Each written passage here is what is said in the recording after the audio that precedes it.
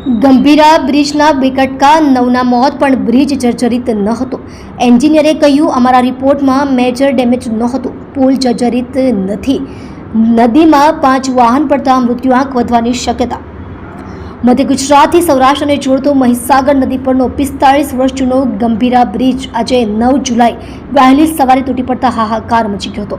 આ ઘટનામાં બ્રિજ ઉપરથી પસાર થઈ રહેલી 2 ટ્રક, એક બોલેરો જીપ સહિત 4 વાહનો 2 કાંઠે વહેતી મહીસાગર નદીમાં ખાબક્યા હતા, જેમાં 9 વ્યક્તિઓના મોત થયા છે, જ્યારે 8થી વધુ લોકોને રેસ્ક્યુ કરીને બચાવી લેવાયા છે. આ ઘટના બનતા મુજપુર સહિત આસપાસના ગામના લોકોના ટોળેટોળા સ્થળ પર ઉમટી પડ્યા હતા. તે સાથે પાદરા પોલીસે પણ ઘટના સ્થળે દોડી કાર્યવાહી હાથ ધરી હતી.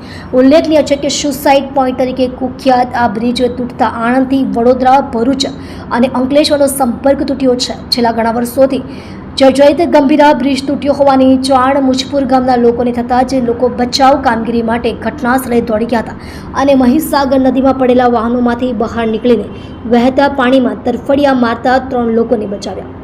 મહીસાગર દુર્ઘટના. પાદરા જંબુસર વચ્ચેનો બ્રિજ તૂટતા 8 લોકોના મોત થયા હોવાની ચર્ચા. પાદરા જંબુસર વચ્ચેનો જર્જરિત મુજપુર ગંભીરા બ્રિજ તૂટી પડ્યો, મોટી દુર્ઘટના સર્જાઈ. બ્રિજ તૂટતા 1 બાઇક, 1 કાર અને 3 ટ્રક નદીમાં ખાબક્યા. કુલ 5 વાહનો નદીમાં ખાબક્યા. આપ જોઈ રહ્યા છો ગુજરાતની સૌથી પહેલા ખબર આપતી Surat express news channel, director Rajesh મંગલેની સાથે.